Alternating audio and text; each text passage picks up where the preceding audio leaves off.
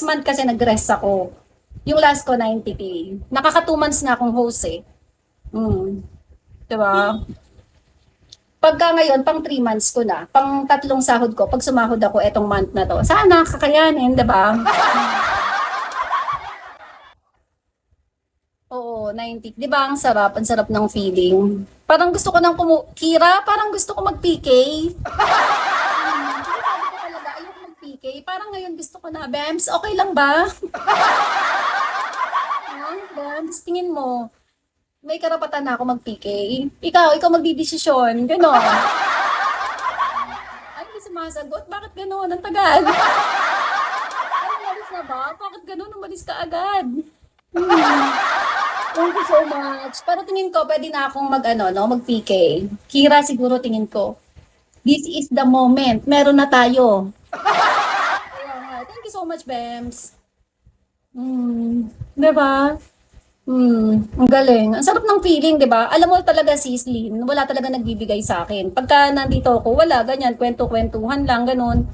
Wala talaga akong spender.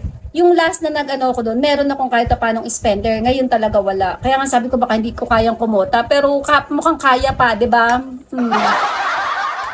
ko ng 4 na supporters kasi kaya nga, no? Sino pa bang maaano ko dyan? Kulang pa kasi ng kulang. Pero na multi-fees, madaling kota. Ay talaga, paano ba yun, sis? Follow kita, sis. Follow mo din ako, sis. Tapos mag-usap tayo minsan. Paano ba yung pag multi-multi? Hindi ko ngayon, sis, baka kasi awayin ako ng mga babae na yun, yung mga kulto. Kaya natatakot akong mag-multi. Baka pagtulungan nila ako dun eh. Sige nga, sis. Sige, sasama ako sa'yo minsan, sis. Doon tayo magkulitan. Follow mo ako, sis, para makapag-usap tayo. Katatapos ko lang mag-gym. Hindi ka nagsasolo. Ako, lagi naman ako. Di ba, nag-uusap tayo lagi dito. Lagi naman akong solo. Wala kasing matinong nagpupunta sa multi ko, sis. Puro mga low level, kung ano yung mga sinasabi, puro manyak. Minsan may culture shock ako. Ba't ganon?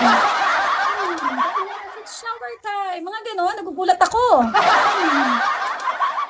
Sige nga, sis, para magkaroon ng sa mga sa mga gifter, magkakwentuhan. Kaya lang nagpupunta talaga, sis, mga manyak, mga low level na ewan. Ba't kayo naligaw dito? Mga ganon. Tapos kung ano sasabihin. Puro katarantaduhan sinasabi nila. Sige nga, mag-invitate. Nung nag-invitation mode ako, sis, wala namang umakyat kahit isa. Mag-isa ko lang doon. Niloloko ko lang yung sarili ko. Ganon. Hi, Pia. Don Cap, hello. Kaya nga, di ba? Alam mo, sa totoo lang, nagutom ako. Tatapusin ko lang tong 1 hour, mukhang makakain ako ng masarap. Akalain mo yon?